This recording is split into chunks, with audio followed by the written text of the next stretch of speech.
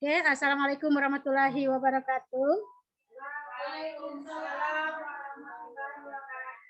Ya, saya ucapkan terima kasih kepada teman-teman yang dengan ikhlas membantu untuk mengikuti workshop saya hari ini. Dan workshop hari ini itu tidak lama, cuma 5 menit, mungkin 5 sampai 10 menit. Slide yang saya gunakan itu cuma 7 slide, dan tujuan kali ini untuk memenuhi tugas dari diseminasi. Saya mengikuti penelitian di Damba, jadi ini adalah salah satu tugas diseminasi untuk mendapatkan sertifikat. Oke, saya mulai dengan presentasi saya. Ini.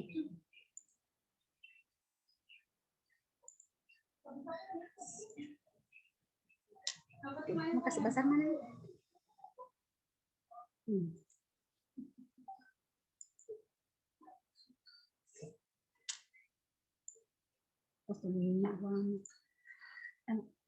Di sini di judul yang diseminasi di Damba P4TK IPA.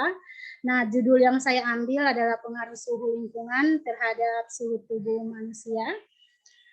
Dan pengaruh suhu lingkungan itu salah satu kegiatan yang dilaksanakan oleh P4TK, di mana ada 3 topik yang dipelajari, ada suhu dan kalor. Kemudian yang kedua itu pengaruh suhu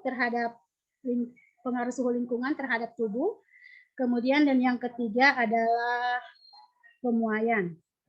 Nah, kalau soal suhu dan kalor dan pemuaian itu mungkin teman-teman sudah memberikan di kelas 7. Kelas 7 sudah ada, itu semester 1. Nah, yang di sini saya mengikuti dan saya lihat untuk kita teman-teman tidak pernah melaksanakan, kita pernah melaksanakan bagaimana cara atau tubuh kita untuk menyesuaikan dengan lingkungan. Itu kita sudah melaksanakan, kita sudah memberikan kepada anak-anak, tetapi pengaruh lingkungan itu untuk percobaan, nah itu yang belum kita laksanakan di SMP. Nah, kali ini saya mengangkat tentang itu. Oke, kita mulai di sini. Kegiatan diseminasi ini dilaksanakan oleh P4TK, oleh peserta dalam rentang waktu 1 minggu. Setelah peserta menuntaskan semua sesi pembelajarannya, saya mengikuti itu sudah 2 minggu, dan 1 minggunya untuk diseminasi. Kemudian disampaikan kepada 5 teman guru sejawat di sekolah atau komunitas guru yang dilaksanakan dalam bentuk tatap muka langsung atau secara daring. Nah, kali ini saya menggunakan secara daring, mode yang saya gunakan adalah secara daring. Kemudian kegiatan diseminasi itu ada 3. Yang pertama tahap persiapan, ini saya sudah laksanakan pada tanggal 1, hari Senin. Saya sudah minta izin kepada Bapak Kepala Sekolah untuk, kemudian saya sudah menentukan sasaran. Tanggal 1 saya sudah menelpon ibu-ibu untuk memintakan tolong. Ini saya laksanakan tanggal 1, kemudian moda yang saya gunakan adalah daring. Ini tahap persiapan. Kemudian tahap yang kedua tentang pelaksanaan. Nah, ini saya laksanakan hari ini. Dan apa tujuannya? Di sini saya sudah kemukakan lebih tadi awal tadi bahwa program di Damba P4TK secara umum dapat dan mendeskripsikan pengalaman guru dalam mengikuti kegiatan sejak awal pendaftaran hingga akhir kegiatan, kemudian memberikan pemaparan esensi materi di kelas di Damba yang diikuti oleh guru, serta mendeskripsikan pelajaran baru dan kesan yang diperoleh selama mengikuti pelajaran daring di Damba. Ini adalah tujuannya di tahap kedua. Kemudian di tahap ketiga, saya harus membuat laporan. Nah, termasuk yang kita laksanakan hari ini membuat laporan hasil diseminasi dengan sistematika sebagai laporan itu sudah terlampir, sudah sama saya. Kemudian mengunggah laporan hasil diseminasi LMS di Damba. Ini hasil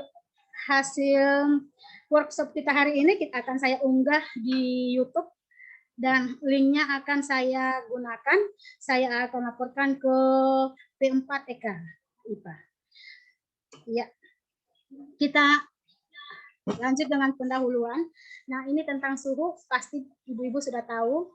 Dalam bagian ini pasti buat ibu kacang-kacang bahwa suhu itu adalah derajat panas suatu benda. Nah, panas ini didapat dari mana? Itu Bapak Ibu pasti sudah tahu bahwa tubuh manusia itu mendapatkan panas itu dari dua. Ada dua yang kita dapatkan. Itu yang pertama dalam tubuh manusia itu sendiri, kemudian dari lingkungan. Dan tubuh manusia ini kita tidak bisa gunakan sebagai alat pengukur, karena kenapa? Tubuh manusia hanya dapat merasakan hangat dinginnya suatu benda. Dan yang pasti yang alat yang kita gunakan, Bapak Ibu sudah tahu namanya termometer. Itu pasti sudah tahu. Yang termometer itu seperti apa? Kita ketahui bersama bahwa termometer itu ada 4 skala. Ada skala Celcius, ada Fahrenheit, ada Reaumur, ada Kelvin. Itu biar tidak saya panjang lebar, karena kita sebagai guru IPA pasti sudah tahu ini. Nah, kita lihat di sini mekanisme menjaga kestabilan suhu tubuh manusia. Nah, manusia dan hewan ini sudah saya katakan tadi, memperoleh panas dari lingkungan. Kemudian kita juga mendapatkan dari diri kita sendiri, karena kita sebagai makhluk endoterm yang bisa mengambil panas dari tubuh kita. Nah, yang saya angkat di sini, bagaimana cara manusia, apakah panas dari lingkungan ini memang benar-benar bisa mempengaruhi tubuh kita. Sehingga bagaimana upaya menjaga kestabilan suhu tubuh. Kita ketahui bahwa untuk menjaga kestabilan suhu tubuh, kalau tubuh kita panas, lingkungan panas, pasti akan berpengaruh kepada tubuh kita. Caranya kita mengipas badan bila terasa panas. Kalau dingin, kita pasti menggunakan jaket, ada di ruangan dingin. Kemudian kita minum minuman yang menghangatkan badan bila udara terasa dingin. Dan mungkin akan kita laksanakan kalau orang Gorontalo itu memakan makanan pedas bila kedinginan. Nah, itu cara kita menjaga kestabilan suhu tubuh. Ya. Kita lanjut. Bagaimana pengaruh suhu lingkungan terhadap suhu tubuh manusia dan hewan? Di sini tujuannya pengaruh suhu lingkungan terhadap suhu tubuh manusia, kemudian langkah kerja mencari orang minimal 10 laki-laki dengan 10 perempuan. Nah, apa-apa yang harus kita siapkan? Yang pertama di sini termometer, tetapi kemarin saya menggunakan termogan yang mau tempel-tempel di kepala, biar kita tidak sulit-sulit, kita gunakan termogan. Kemudian gelas Erlenmeyer 1 liter, ada air es, itu kurang lebih 10 derajat Celcius. Kemudian air hangat kurang lebih 41 derajat Celcius. Pengukur waktu atau saya mengambil HP. Kemudian ada botol pengompres. Nah, bagaimana atau cara kerja meneliti pengaruh suhu lingkungan terhadap suhu badan manusia? Nah, di sini yang pertama, atur termometer akan menunjukkan skala terendah. Nah, kalau kita menggunakan termometer ruangan, kita dapat melakukan dengan mengibas-ibaskan termometer tersebut. Kemudian yang kedua, mengukur suhu tubuh, sampel dengan meletakkan termometer pada ketiak selama 5 menit. Amati skala dan catat suhunya.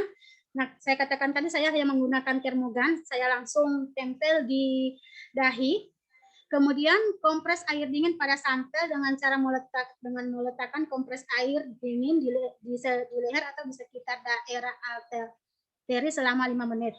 Kemudian mengukur suhu sampel, catat suhu pada tabel, dan ulangi untuk kegiatan 3 dan 4 untuk mengompres air dingin. Nah, saya mendapatkan suatu percobaan atau ini pengamatan. Di sini saya menggunakan, karena kemarin anak-anak tidak ada, saya mengambil orang-orang yang setidaknya yang gampang saya amati. Di sini saya hanya mendapatkan 7 perempuan dan 6 laki-laki dengan 6 perempuan. Nah, kita lihat bahwa kalau ini misalnya Wiranto, pada awalnya dia 36,8 derajat Celcius, setelah dikompres dengan air dingin yang 10 derajat Celcius, sekitar 10 derajat Celcius. Nah, dia turun. Ternyata 36,75 derajat Celcius setelah diukur. Dan kemudian diulangi lagi menggunakan air hangat, ternyata langsung naik 36,98. Nah, kita lihat dari keseluruhan, ternyata setelah dikompres dengan air dingin, suhu tubuh akan berkurang dari suhu awalnya. Kita lihat ibu-ibu, dan setelah dikompres dengan air panas, air hangat, ternyata suhu tubuh kita naik dari awalnya. Nah, dan saya di sini di pembahasan ternyata laki-laki lebih cepat panas dibandingkan lebih cepat dingin. Jadi yang lebih cepat dingin itu adalah perempuan dan yang lebih cepat panas adalah laki-laki. Jadi laki-laki itu tidak cepat dingin. Sehingga kalau misalnya berdua di tepi pantai atau di tempat terbuka, paling banyak perempuan itu pasti akan terasa lebih dingin. Sehingga laki-laki itu pasti akan memberikan jaketnya kepada pasangannya. Karena kenapa? Bukan karena dia sok bahwa dia itu orang yang romantis, tidak, karena memang pada dasarnya perempuan itu lebih cepat dingin ketimbang laki-laki. Dan sebaliknya ketika diberikan air hangat, laki-laki itu lebih cepat panas. Lebih cepat panas dibandingkan dengan perempuan. Sehingga laki-laki itu tidak betah untuk lama-lama berada di dalam ruangan. Ya, itu yang saya dapatkan pada percobaan ini, dan mungkin ibu-ibu tidak menyadari hal itu karena nanti saya ikut di Damba ini, ternyata begini ya, ternyata laki-laki itu tidak gampang dingin tapi gampang panas, dan perempuan gampang dingin tapi tidak gampang panas. Dan itu saya dapatkan, dan inilah yang akan hal yang menarik kemudian saya katakan di workshop ini, sehingga ibu-ibu bisa memberikan kepada anak-anak. Ya, kemudian ini kesimpulan yang tadi, bahwa berdasarkan jenis kelamin ditemukan bahwa suhu tubuh normal laki-laki lebih tinggi dibanding suhu wanita. Kemudian dengan perlakuan air es, ternyata suhu tubuh laki-laki lebih tidak cepat dingin dibandingkan wanita. Ya. Kemudian ini di percobaan, bagaimana kalau pada hewan? Apa sama dengan manusia? Ternyata di sini saya mengambil ayam jantan dewasa dengan ayam betina dewasa. Kalau ayam jantan dewasa itu 55, BB-nya 55 kg dan betina dewasa itu 4 kg, kalau jantan dewasa itu 5 kg. Kemudian di awalnya kalau jantan dewasa itu 41 derajat Celcius sama airnya. Ternyata setelah dikompres dengan air es, ini saya memasukkan termometer lewat dubur. Ternyata di sini didapatkan 38,5 derajat Celcius dan air hangat itu 42,5 derajat Celcius. Ternyata jantan ayam dengan manusia ternyata sama. Jantan tidak cepat dingin tetapi cepat panas. Nah, betina cepat dingin tapi tidak cepat panas. Itu hampir sama dengan manusia. Iya. Nah, dari hasil pembahasan di sini bahwa pengukuran suhu dilakukan pada kloaka. Kloaka itu tempat untuk mengeluarkan tinja ayam. Hal ini dengan alasan bahwa pengukuran suhu melalui kloaka adalah yang paling akurat karena daerah pengukuran sangat tertutup dan waktu untuk mengukur suhu minimal 2 menit. Hanya 2 menit yang kita gunakan, dan yang kita gunakan dengan menggunakan termometer raksa. Ya, kemudian kesimpulannya bahwa ayam termasuk sama dengan kita ya. Ayam termasuk ke dalam hemoditermik, itu suhu tubuhnya konstan dan dapat menjaga dan mengatur suhu tubuh agar tetap normal melalui proses yang disebut dengan hemostasis. Nah, di sini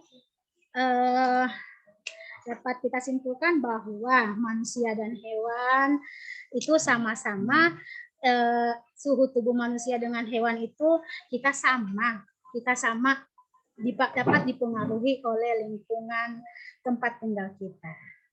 Iya, hanya itu yang bisa saya sampaikan, hal yang menarik selama saya dapatkan di Damba, di mana P4TK IPA. Oke. Ibu-ibu ada pertanyaan? Ada. Ada, oke. Iya, Ibu Sulastri. Oke, terima kasih atas kesempatan yang diberikan. Ya. Menarik sekali yang sudah disampaikan tadi. Di sini saya tertarik dengan pengaruh panas dinginnya air yang kita gunakan ketika kita mengompres. Iya. Ya. Saya dengar tadi bahwa ketika dikompres dengan air dingin maka suhu akan langsung turun, dan ketika dikompres dengan air panas suhu akan naik. Tapi pada kenyataannya ketika anak-anak misalnya sakit, dari tim medis menyarankan ke kita untuk kompres dengan air panas. Iya. Nah, kira-kira bagaimana ini? Iya. Nah, itu juga ada pertanyaan buat kita. Di LK itu ada LK2 kita, mana yang lebih baik, air panas atau air dingin pada saat mengompres, dan apakah harus ditaruh di dahi, itu akan lebih bagus. Itu LK2 kita. Nah, ternyata didapatkan kenapa dokter menyarankan untuk menggunakan air panas. Nah, pada saat kita menggunakan air dingin, pori-pori kita itu akan mengecil. Itu akan mengecil sehingga menghambat panas untuk keluar dari kulit kita. Nah, untuk menggunakan kompres air panas itu hanya untuk memperbesar pori-pori kita, sehingga itu pengeluaran atau penguapan itu akan terjadi lebih cepat. Dan yang kedua, pada saat terjadi penguapan itu yang diperlukan bukan dingin. Pasti bapak-bapak, ibu-ibu sudah tahu bahwa untuk penguapan itu diperlukan kalor. Jadi kalau kita menggunakan air dingin, penguapan tidak akan terjadi, ibu-ibu. Penguapan tidak akan terjadi. Sedangkan tujuan kita untuk mengeluarkan panas yang ada di kulit kita. Nah, sebaiknya digunakan air hangat untuk membantu proses. Terima kasih. Ya, ada lagi? Ya, sama-sama. Ada lagi, ibu-ibu? Oke, terima kasih. Iya. Sudah ada. Oke, ibu-ibu, saya ucapkan terima kasih atas bantuannya. Semoga yang Bapak Ibu berikan bantuan kepada saya mendapatkan balasan yang setimpal dari Allah Subhanahu wa Ta'ala. Oke, cukup sekian WhatsApp kita kali ini. Wassalamualaikum warahmatullahi wabarakatuh. Waalaikumsalam. Wabarakatuh. Dadah.